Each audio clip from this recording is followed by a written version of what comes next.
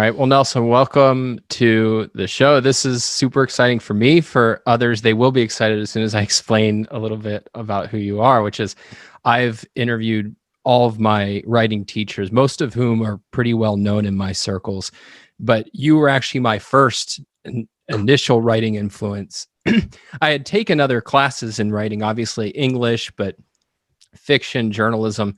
But it was starting in ninth grade that I think it was an intro to journalism course that I had with you. And Yeah, then as we'll J1. talk, yeah. And then after that, I think I took every class that I could with you, including a senior year English course, which we'll come to. But one of the things I've noticed is I don't stay in touch with many people from high school, but all the ones I do, including people who have nothing to do with writing as a profession, you're the teacher that we talk about. And so I'm going to ask you a question that is a little unfair, which is, why is it that decades after people had a class with you, they're still talking about the impact that you had on them? I don't know, other than the fact that I never thought of myself as a real teacher.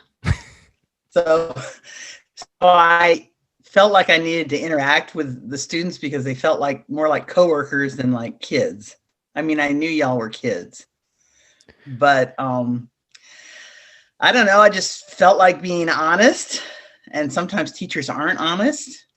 And I tried not to be too condescending, although I know I was on occasion. Well, I think that was one of the notable features, which is the sense that I had was this is somebody who's treating you with enormous respect. But that wasn't, I had also kind of like just fun teachers, right? But it wasn't the same thing where they didn't seem, there wasn't, part of having respect, I think, for the students was also holding them to high standards. Like when it came to getting our work done, you expect it to be done well. You had the respect for us to give us a deeply critical feedback. My first paper I ever got from you for Journalism 1 was absolutely covered in the infamous red ink. And I don't remember how I experienced it at the time. I remember by the time of senior year, I loved that kind of critical feedback because I knew I was trying to build a skill. But I think I came in with that feeling of, oh, I'm just an innately good writer, and I just wanted somebody to bless me and tell me how wonderful I was. And I do remember the first lesson that I learned from you, though, which was what good writing was. And in particular, I had the idea of good writing was flowery, impressive. It was there to show off. And what you came away with is it should be clear, direct, engaging, and all of that show off stuff is exactly what you have to get rid of. And Mr. Watkins, you can't show off anyway because you can't spell. Well, I was taught that way too. I mean, I came into my first journalism class and the teacher said, "Who here wants to write a novel?" So of course I raised my hand like everybody else in the class, and he said, "Okay, well, goodbye, because you're not writing novels here, you're writing journalism." So no BS. And so what was your career before teaching? Before teaching, let's see. I went to the University of Missouri School of Journalism. I wanted to be what my husband calls an ink-stained wretch. We don't have too much print journalism anymore, so not so much ink-stained anymore. But I went out of college. I went to work at the Dallas Morning News, which is my hometown paper. I'm still kind of wondering how I got a job at a major metropolitan newspaper right out of college. I think I must have known somebody. It's so long ago, I don't remember. I worked for the travel section. I worked in the travel section because the travel lady editor, was kind of old and didn't really understand computers and didn't really understand layouts. So I was like the fresh new face. And then she decided that maybe she needed help. So she made me assistant travel editor, which was kind of bizarre and weird and lovely because I was only 23 years old. And so I did that for a long time. I've traveled all over the world. But then I thought, speaking of flowery and speaking of not really journalism, maybe I should do something that's journalism. So I went to work on what they call the desk in the news business, which is editing all of the stuff that comes over the transom. And I learned how to type fast, and I learned how to interact fast, and I learned how to rewrite, which is an incredibly great skill to have. And so then my almost 6 years at the Dallas News kind of, they went away. I mean, it goes really fast, as you know.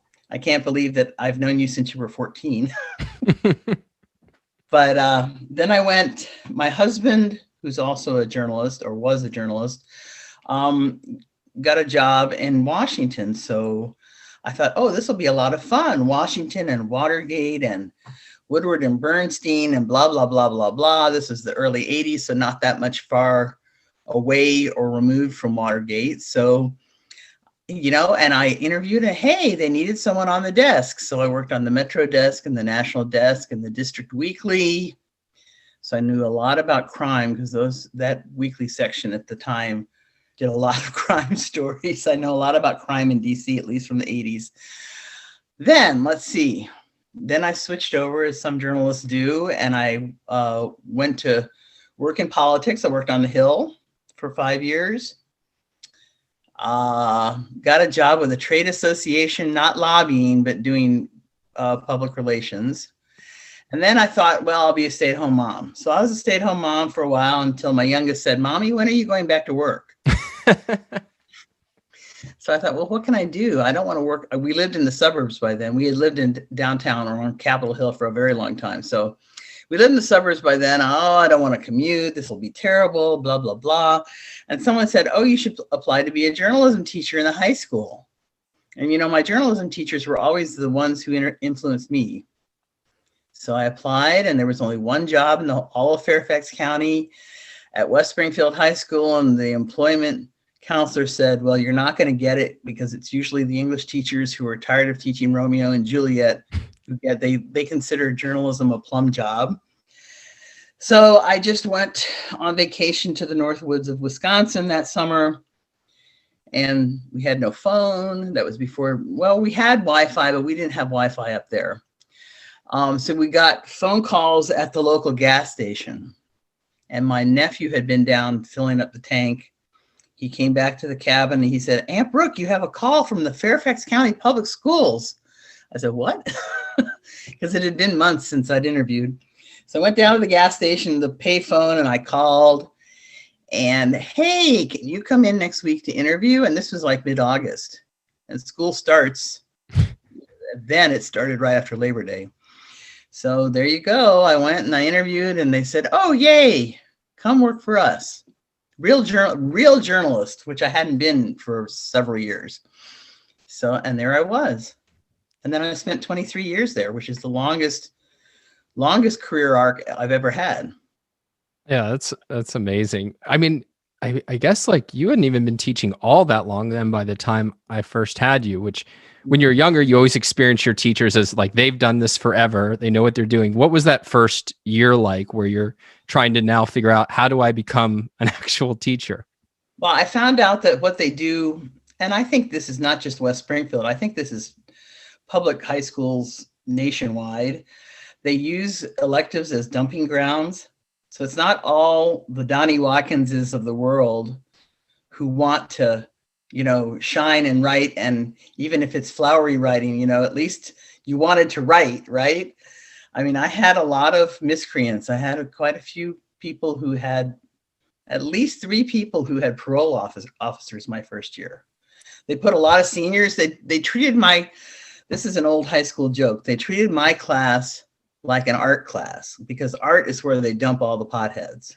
I don't know if you ever took art at West Springfield, but I took art history class just so I could go on the trip to Europe. There you go. I remember you liked Berlin a lot. I did. I remember that. But anyway, so they treated my class like an art class. So I had a lot of potheads, and I had a couple of parolees, and they weren't parolees. Maybe they didn't have parole officers. Maybe they just had some kind of juvie connection. I don't remember. But I did have a few other people. I don't know if you remember John Moffa and Danny Shy and them. I think they were a couple years ahead of you. And they were and Lauren Shepard, and they were all really enthusiastic about journalism. So there was that little kernel.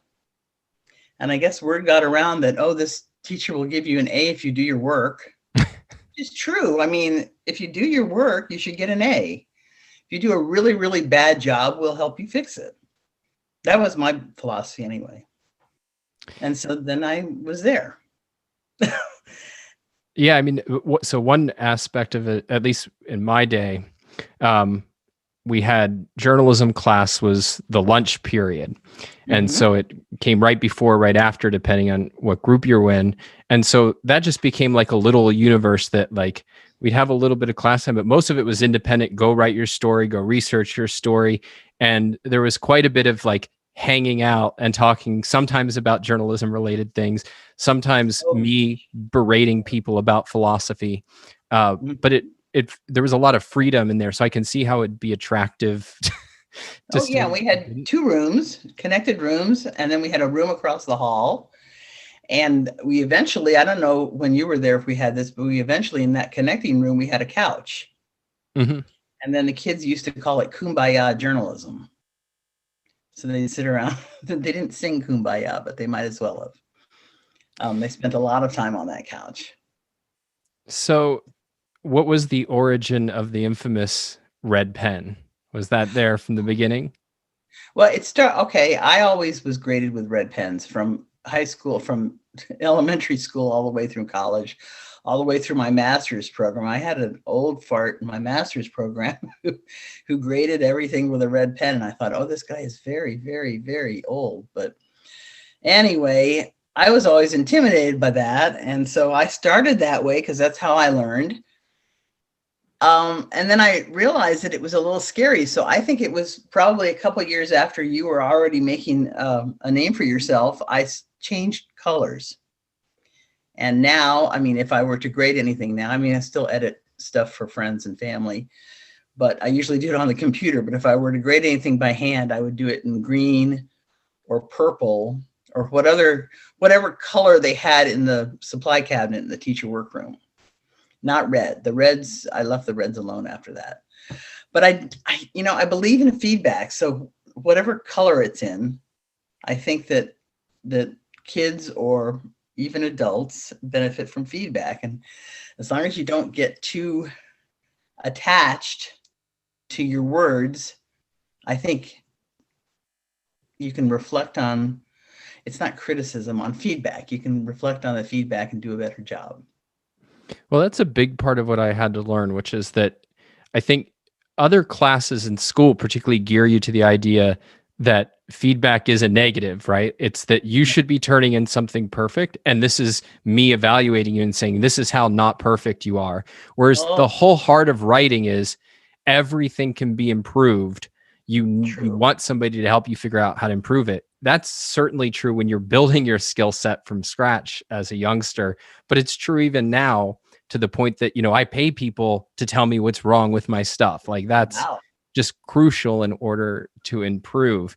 And so I think just training that mindset of like, what I'm giving you is to help you. It's to help the piece. This is not me sitting in perfection, judging all you peons. I mean, sometimes it is. If a person clearly didn't put any effort into it. Teachers are rigid, which I never wanted to be. And they want you to do what they want you to do, which is too bad. Well, and that's the other thing is, I think one thing you were good at was, I think even when my sense was you personally were not necessarily the biggest fan of something, but you saw that it was creative or the student put effort into it and they did something. And I think the clearest example in my mind, although maybe you liked it, was I went on a kick for part of my senior year of writing a series of humorous columns, including one Christmas column that interestingly enough is probably more relevant today than in a long time because it was all about political correctness taking over Christmas. And you actually shared that in our English class senior year as an example of humor. I think you called it lowbrow humor, which in many ways was. It was funny. I still think it's funny. I mean, you used to post it on Facebook. I don't know. I haven't seen it in a few years. Yeah, I have to. You can bring it back. I think it's amusing. You can bring it back so we can all enjoy it again. Well, I was really in those days thinking like maybe this is my thing. And it was at some point I just felt like the ability vanished. Suddenly I didn't know how to write anything funny. Funny? Oh gosh. I always thought of you as the funny kid. Well, the funny kid who liked Ayn Rand.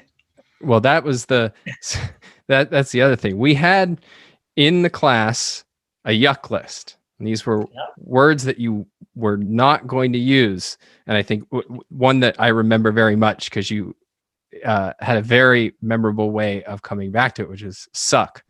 And you would point out to us, have you ever gotten a mental image of that? Golly, And go ask your parents. Don't, I can't tell you. I'm not allowed. The school board will not allow me to tell you. Oh, you did add, as a result of me injecting her name into everything, Ayn Rand to the list. And I found that very charming, but it was also good discipline to remember, although I didn't view it this way at the time, like this is not your private stomping ground. Like you're writing for people, and we don't want to annoy them or probably indulge your pet obsessions. So but you made a mark. I think you made a mark on more than me. I mean, I'm always going to remember that, even though I can't pronounce her name correctly. well, it's on the yuck list, so it doesn't need to be said. But somebody, I remember this because, well, I only remember it because I have a picture of it. Somebody below that wrote Britney Spears. She got on the yuck list too, because I think people were too obsessed with her. Sort of like 10 years later, they were obsessed with Taylor Swift, and then she joined the yuck list. So I was curious about that. Reminds me of something. You know, you had this career of teaching students and like really interacting with them over the course of 20 years. What sort of trends did you notice, and in particular, what are your thoughts on there's a conventional wisdom that like kids these days have no attention span, they're all just in their phones, the world is finished basically. Yeah, well, that is to a certain degree that's true, and I'm sort of glad I stopped teaching when I did, because it's only got to get worse. I mean, I had the kids who sat in the corner, the circular table in the corner, who played Tetris on their phones when I was supposed to be teaching them about Maya Angelou and Truman Capote, and the kids who would watch Mean Girls on their phones over and over and over and over again, so much that they knew all the dialogue. I had students who sat next to each other. I remember you sat at the center table. I had kids sitting at the center table across from one another, texting. Maybe because you're not supposed to talk during class, but they're texting each other. I mean, it's just so weird. So I really wish the kids read more. I wish that they exercised their right to ingest and disseminate knowledge. They don't always do that though now. I mean, there's still so many gems.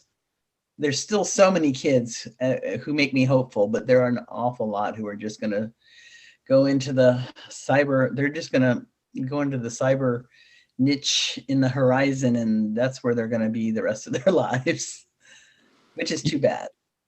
You mentioned Maya Angelou and Truman Capote, who were two of the people that we read in the senior English class.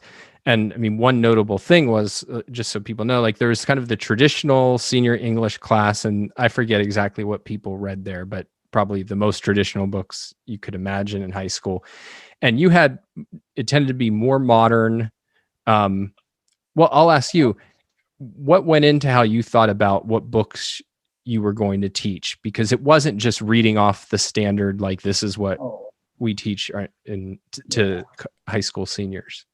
Yeah, for the most part, because AP English language was considered an elective, because kids generally went 9th grade, 10th grade, 11th grade English. Then if they wanted to really spread their wings and fly, they went to AP English Lit, which was like mostly Shakespeare and some other very, very traditional works. Brave New World, I remember. Wuthering Heights, they read. I mean, I like all of that too, but a lot of kids just stayed in 9th, 10th, 11th, and then 12th grade English. AP English Lang, when I started teaching it, I mean, I'm a little proud of this because I'm the inaugural teacher at West Springfield High School for that elective. And it was an elective, and it was based in nonfiction. And my assistant principal, who was sort of in charge of what I did, said, "Hey, you're the nonfiction expert, you pick the books. If they're on any list that Fairfax County has, you can use them. And so I went through old tests, because you had to take that big test at the end of the year, that big exam. Went through old exams, and I talked to friends at other high schools and figured out what they were teaching. And I learned a couple of things, that you could teach AP Lang, which I taught for, I guess, around 20 years. You could teach AP Lang using the traditional texts. I mean, you could use Macbeth, and you could use Hamlet, and you could use Brave New World, but you could also teach it with so many other different, because there's so much that is out there, and it is considered a nonfiction class, although a lot of people teach fiction when they teach it. So I just started picking books I like. I've always, since I was in high school, I loved Maya Angelou. I mean, I think Cagebury came out when I was in middle school or maybe early high school. And I used to babysit for a man who worked in the library at SMU in Dallas.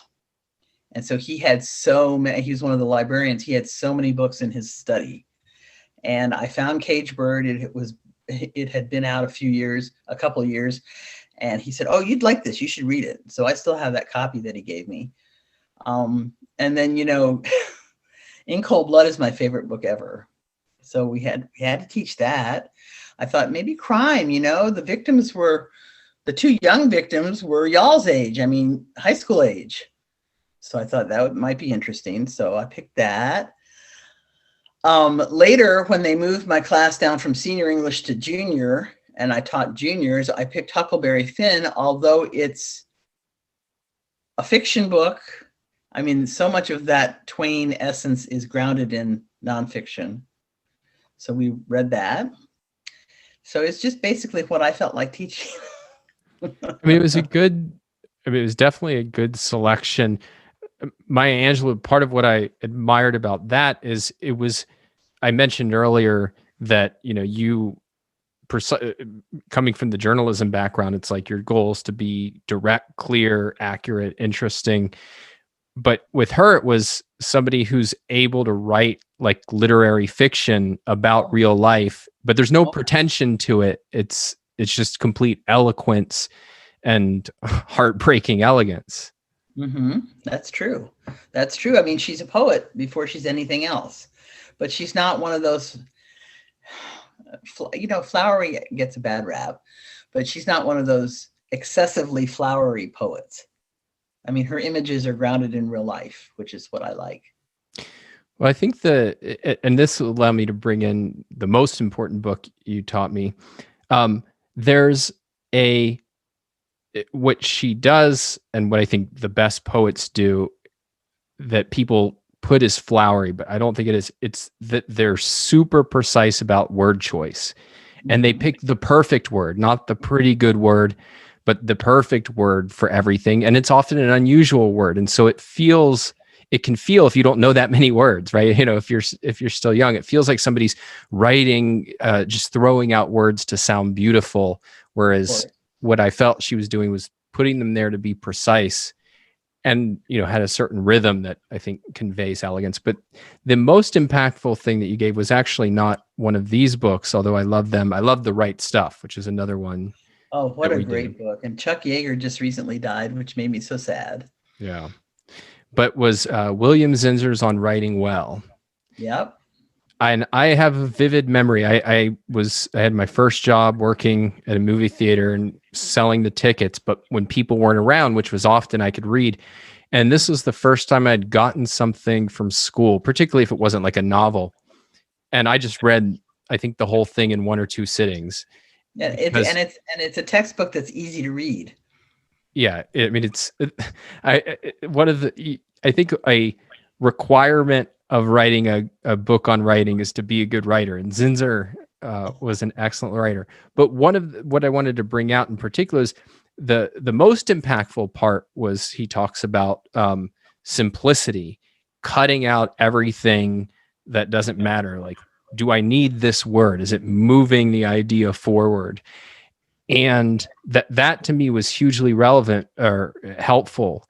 But he also makes the point, and this I found at the time really surprising, which is that could be taken to mean like you should just have dry, bare, non-beautiful, stark writing. And he gives examples that are eloquent and, rich in imagery and things like that.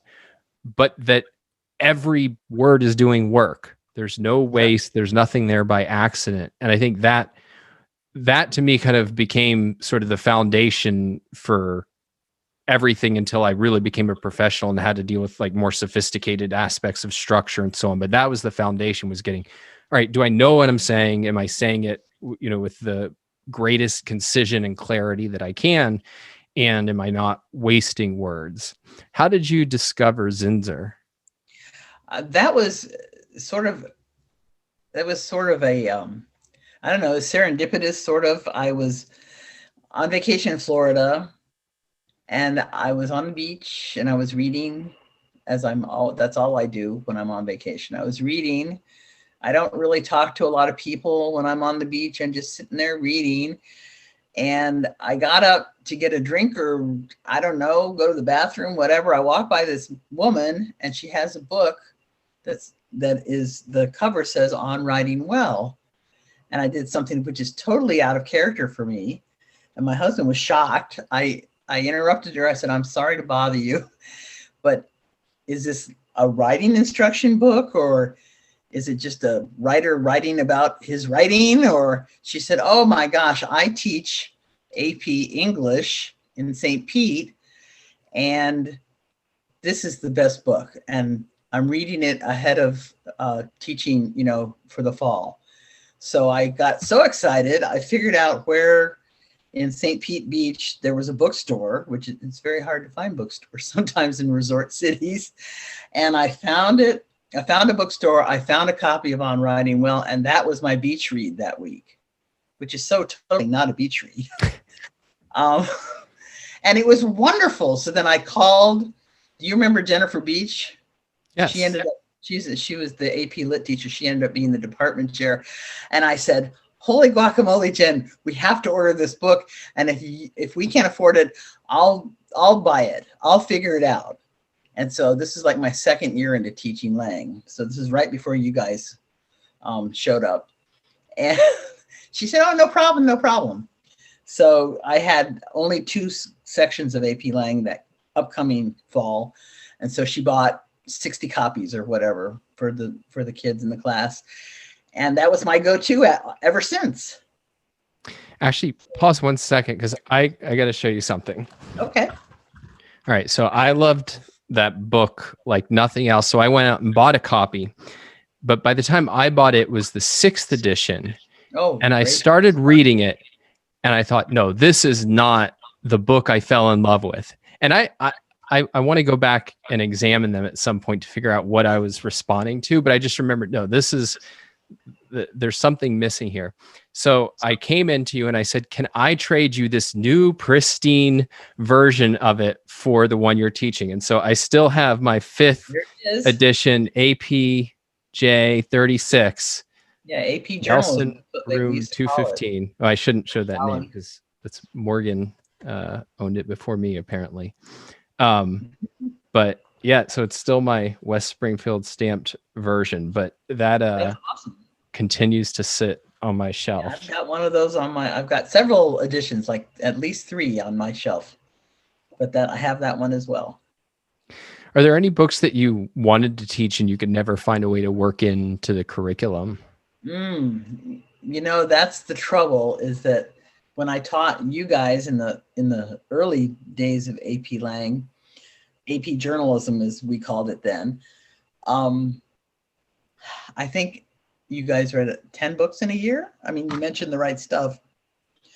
I had, as requirements for the exam changed, and as demands changed for teaching the class and blah, blah, education is the most bureaucratic place I've ever been in my life.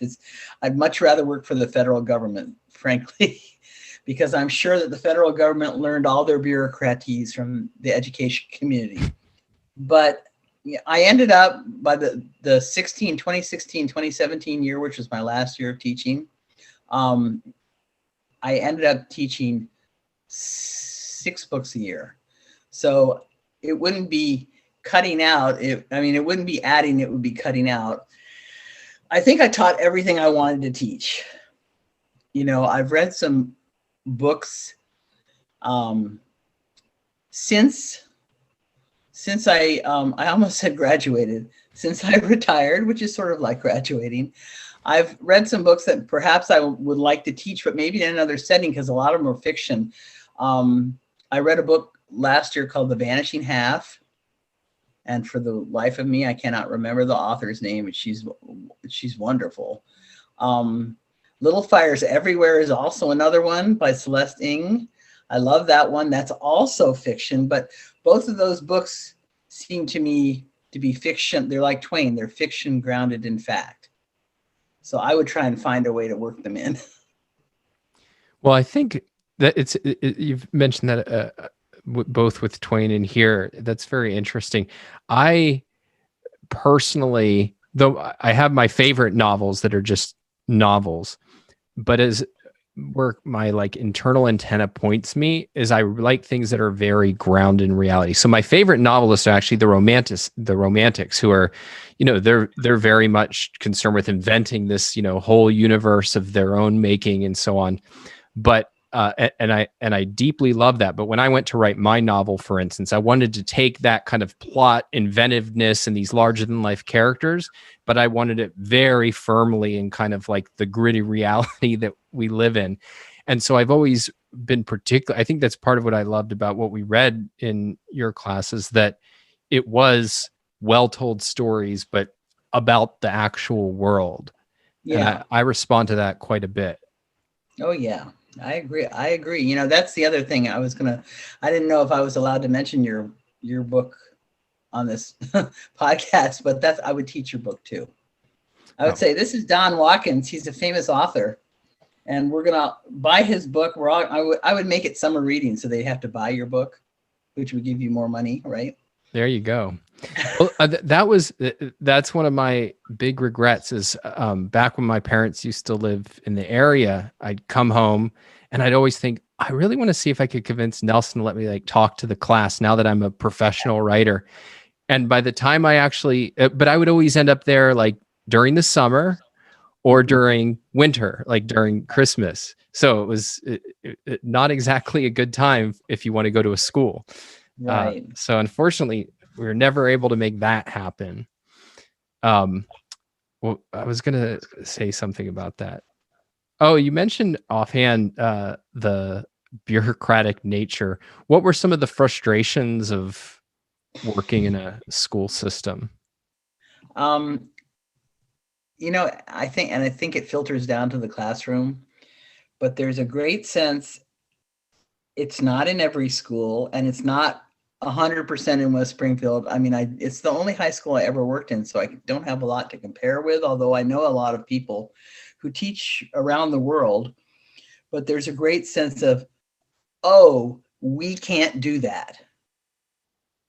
Like the first time, a really good example is the first time I ever really stepped out there and let a kid write what he wanted to write was your Christmas soliloquy about the Virgin Mary, et cetera, et cetera, et cetera, et cetera. Holy guacamole, our little Christian community of Springfield, Virginia went bat bananas. I don't know if you remember. I don't remember if I even told you. The blowback was intense. You definitely undersold it. There was one particular letter that I think we printed as a response from one of the parents. And I think that was more or less my knowledge of the response. And I think we learned, the kids learned, I learned that some people just don't understand satire, and allowing a 17-year-old, 18-year-old, however old you were, allowing a kid, because you're still considered a kid, although you get drafted when you're 18, right? I mean, I think you don't get drafted, but you still have to register for the draft, right? You can vote when you're 18. You can buy cigarettes when you're 18. In the old days, you could drink when you were 18. You have all these responsibilities, but holy guacamole, you cannot write that stuff in the high school paper. So you were our test case. And I found out that, you know what? They tell me I can't do it, but I'm going to do it anyway. And we'll see what happens. And I found out that the bureaucrats were afraid of themselves. So we did I mean, I don't want to say that I'm a barrier breaker on purpose, but, you know, why do we want to write, you know, stories that make the administration look good unless the administration deserves to look good? And we had a few, I think it was in 2001, so that would be a year after you left. We had the football coach who was also an administrator who was in charge of getting these every year, you know, talking about bureaucracy. Every year, the public schools have to give the students who take them home to their parents they're called federal forms. Tell us where you work, tell us where you live, tell us how many kids of yours are in the public schools. And then that gets turned back to the school, and that gets turned into the federal government, and somehow in some magical way generates money for the school or for the school district. I don't know how it works. I have no idea. It's called a federal form, though. It has another name, but we called it the federal form. You have to make sure every kid in your first period class, whenever it is that you hand it out to the kids, make sure they all return them. Well, kids are kids. Kids don't do that. So I know it was incredibly frustrating for these administrators to run down the kids and call the parents and make sure that we get every single federal form so we get the money that we deserve. So there were maybe 100. This is kind of scandalous. There were maybe, I would say, out of a school of 2,200, there were 105 kids who had not yet turned back in their federal forms. So this football coach rounded them all up, and he got security involved, and he got all the big guys who wear the collared shirts, but they have too many muscles for their golf shirts, you know, and they walk around the school like this, trying to intimidate people. He had all those characters in the cafeteria, and these kids ranging in age from freshman to senior. And he put federal forms in front of all of them. Fill this out. So the kids, you know, dad works here, mom works here, mom doesn't work, dad doesn't work, I don't have a dad, whatever. You know, they filled everything out. This is my address. And then he said to them, sign it. And one little sophomore said, his name was Chris. I didn't know the kid until this happened, but he said, but isn't that illegal? Isn't that forgery? And he said, I don't care, sign it. And so we have all these big guys around intimidating the little children, and a lot of them refused to sign. And Chris Bogdan was one of them. And probably shouldn't have said his last name. So he's like almost 40, and it's going to come back to haunt him. So he went to someone on my newspaper staff, and he said, guess what happened to us in the cafeteria yesterday? Well, that story got investigated by my kids, by my student journalists, and it went viral, as they say. It was in the Washington Post. It was in Stars and Stripes over in Germany. It was on The Wire, on the AP Wire. I was getting emails from Hong Kong. I mean, all over Malaysia. I was getting emails from all over the world. That's amazing. But that's, you know, and that's something you started, Don. You know, you gotta push. You just have to push a little bit, and then. I never got a story that juicy, though. I mean, at West Springfield, a lot of crazy stuff happened after I left. Now, we did have. I was at West Springfield when. Oh my gosh, I'm going blank on it. The Colorado school shootings. When Columbine happened. 99. And so, I mean, that. the world, really did change in that universe. And we had thankfully not a shooting, but there was a kid who was putting up threatening posters. And I thought I had a story at one point. We heard a rumor that, it wasn't really him, it was somebody else. And so me and my colleague Ellen investigated. And that was actually really cool because we ended up contacting real journalists out in the world for police files and things. And it ultimately came to nothing, but it was this feeling of like, this is real journalism, right? It's not just sitting around and taking notes of because I definitely did stories where I went in and interviewed the principal and he said XYZ and quote XYZ. But we never did get a worldwide scoop, unfortunately, in my. Well, that was one of many, not many, maybe a hand, maybe six. We had over 23 years. We had 6 or 7 good ones. One year we had 3, which included the girls lacrosse team stealing from surf shops in Florida on spring break for their tournament trip. Oh, no. That was a very good one. That was, oh my goodness. And that just involved, one kid talking to another kid who said, I know somebody who works for the Oracle. Maybe we should. So there you go. Just takes one person and you can get the truth out. My biggest limitation as a reporter was actually, and you might not believe this, but shyness, which was walking up to a stranger and asking them questions. Mm-hmm. I felt so out of my comfort zone. I would have done anything in the world to avoid it. I actually loved interviewing the principal because there's a very easy process. You go, you ask for time, you sit down and everything. But like walking up to something far scarier than the principal, a student you don't know, right, and talking to them and getting quotes, that was a nightmare. And I think it is one of the reasons I didn't go into journalism. Ultimately, I wanted to write opinions, and the industry had already shifted. In the old days, it was, if you want to write opinions, you better establish yourself as a credible reporter, mm-hmm. and then you can go and have your opinions, but you better, be a real journalist first. Did you ever have that, were you a natural, I'll just walk up and ask anybody anything, or is that something you had to cultivate? Well, I have to say I'm naturally curious. I get that from my dad. My dad was a frustrated, he was a frustrated reporter because he wasn't a reporter. He should have been.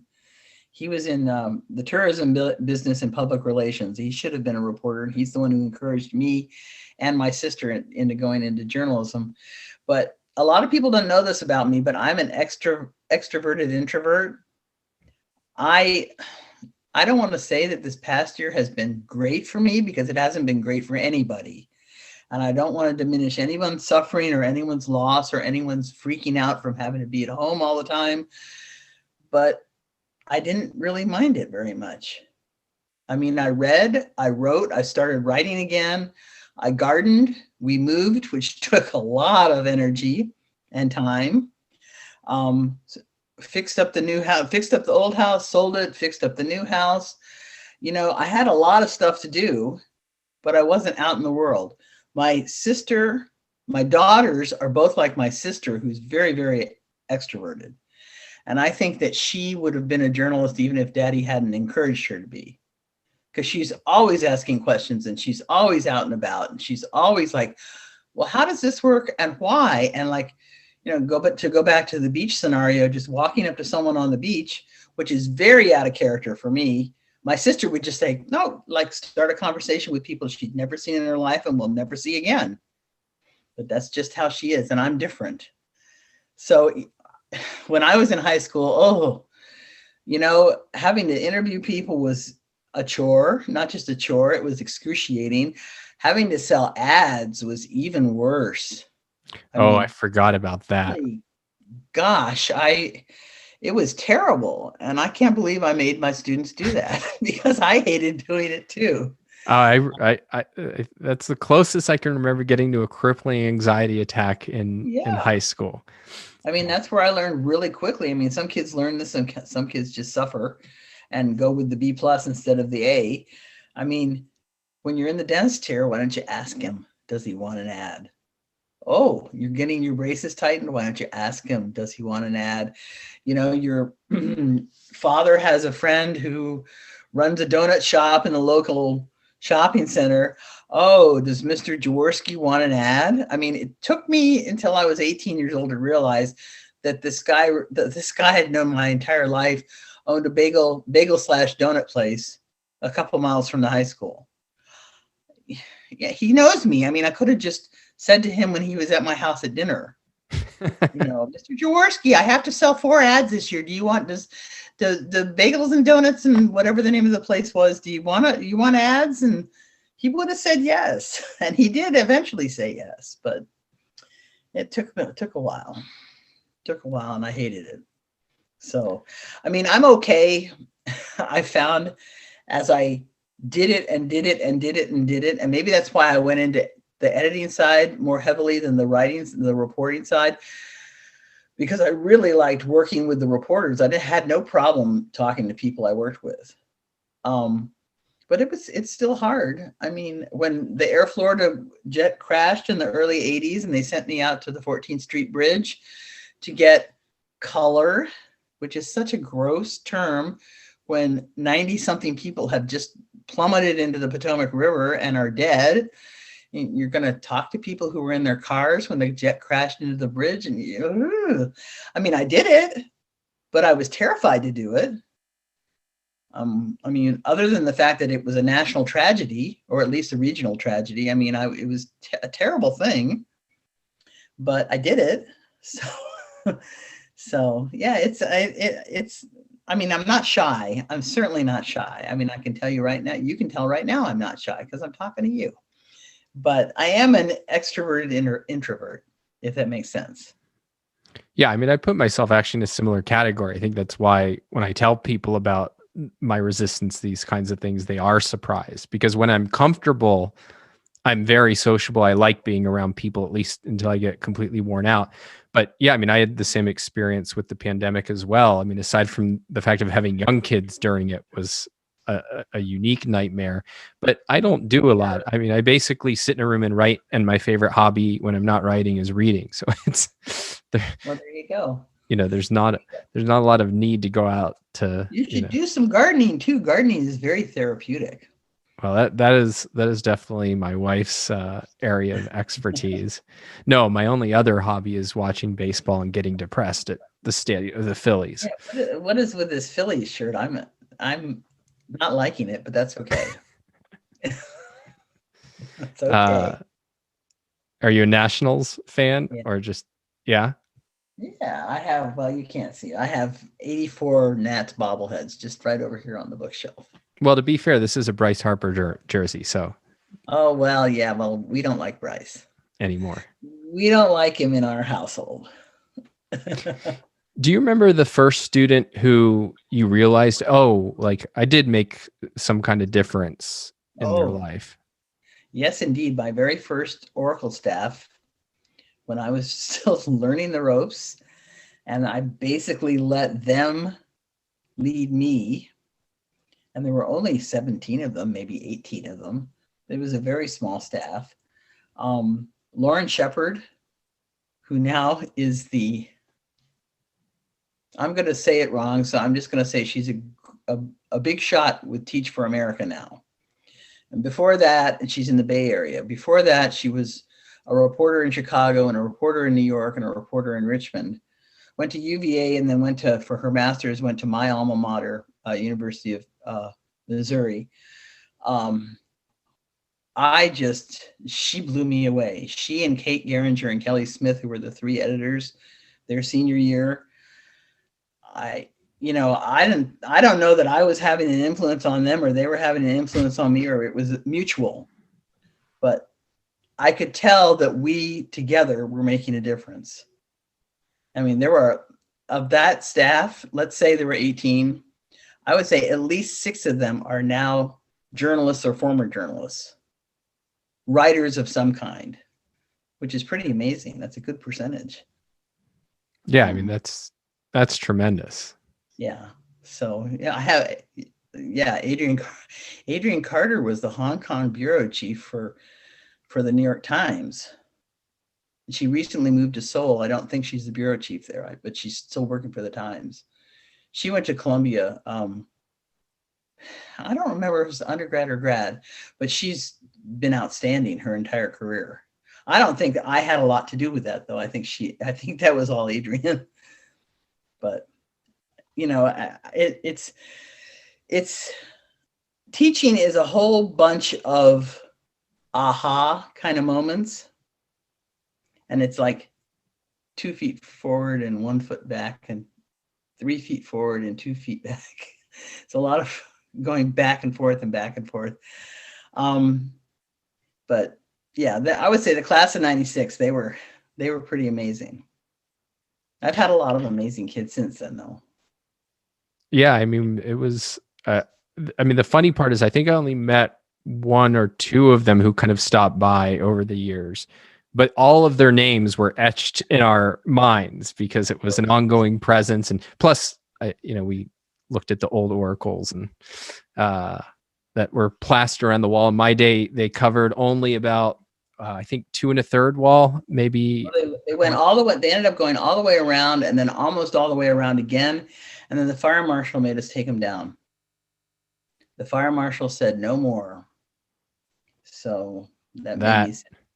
Yeah, well, then it's time to retire. If you're going to take away my wall of achievements, my wall of oracles. That's really funny. But so what? Aside from that, rare, amazing feeling, like, all right, this person eventually went out and did something that maybe I had some impact on. What day-to-day did you find most fulfilling about teaching writing? Well, and it happened multiple times a day. It was all the light bulb moments, all the ahas. I mean, I could stand there. I was famous for standing there and asking a question, and it's sort of my husband calls it the half-assed Socratic method, because it's not totally, but I would ask a question and then I would stand there and all these little children would look up at me and I would say things like, well, I already graduated from high school. I got perfect score on my English SATs. I've read already, it's only October and I've already read 12 books this school year. How many have you read? I have all the time in the world. Are you going to answer or not? And they would sit there and they would look at each other. And then somebody would answer and it would be sort of right.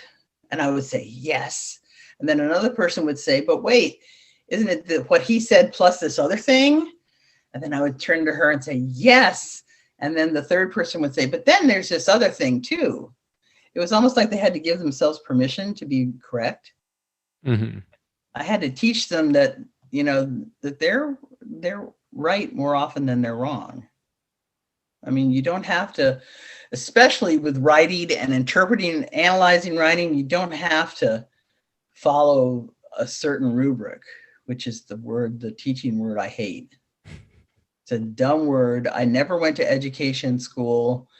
I did take a lot of what my kids call stupid teacher courses, most of which I had already, they tried to teach me things I'd already learned from being in the classroom.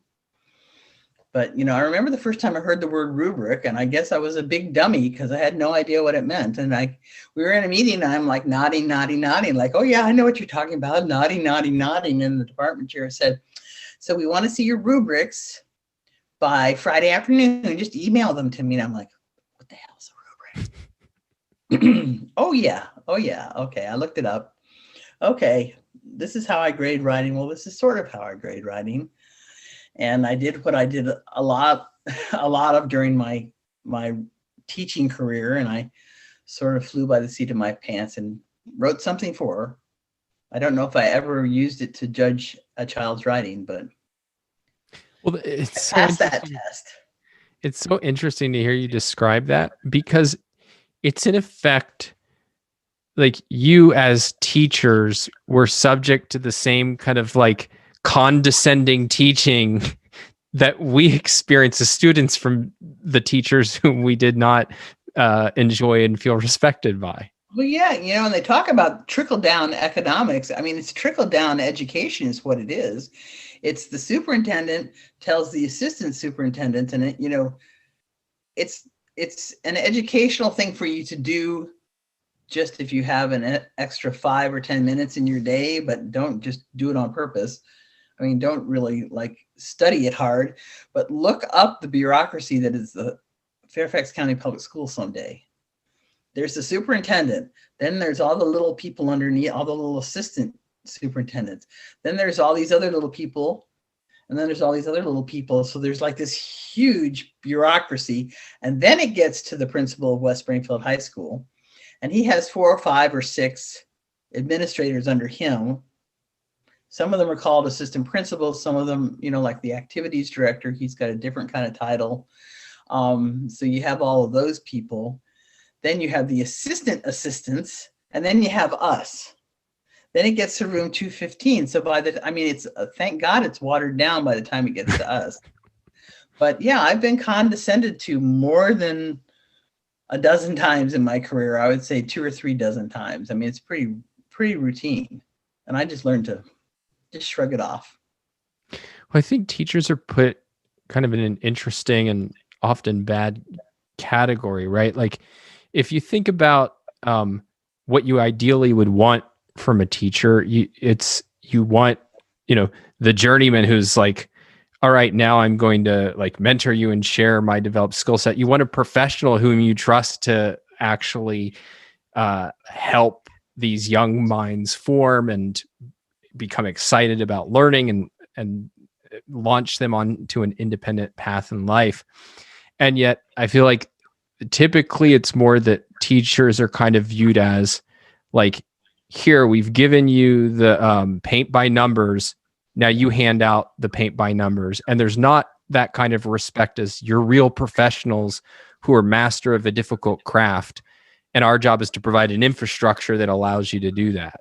Oh gosh. And, and there's so many, and I just got this from teaching with younger teachers, just out of VCU or out of Virginia Tech, who are like, oh my gosh, I don't want to do it wrong.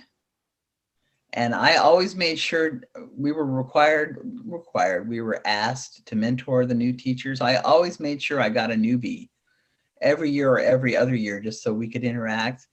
And, there's no rules. Yeah, you have to teach it to them. You have to teach them gerunds, and you have to teach them connecting verbs, and you have to teach them conjunctions, but you don't have to do it the way they taught you at Tech. I mean, maybe they did teach you a couple cool things at Tech, but there are other ways to do it. I mean, I had a colleague who taught sophomore English, and she was an older lady from West Virginia with a super accent. And she did something which I think my kids did in 4th grade, but she did it for her 10th graders to teach prepositions. It was like a little dance, a little song, a little dance. She taught it to them in the classroom, and then they did it going down the hall, going down the English hall. It was hysterical. Every year, everyone who had Ms. Jones knew their prepositions. I don't think she learned that at Tech or VCU or William and Mary or wherever. I think she picked it up from someone along the way, and maybe she remembered it from 4th grade. I don't know. But the 10th graders loved it. Yeah, I mean, the best teachers I've talked to, so I have a screenwriting teacher, and he said that, when he started, basically he just did what he had encountered from his teachers, right? He just repeated that.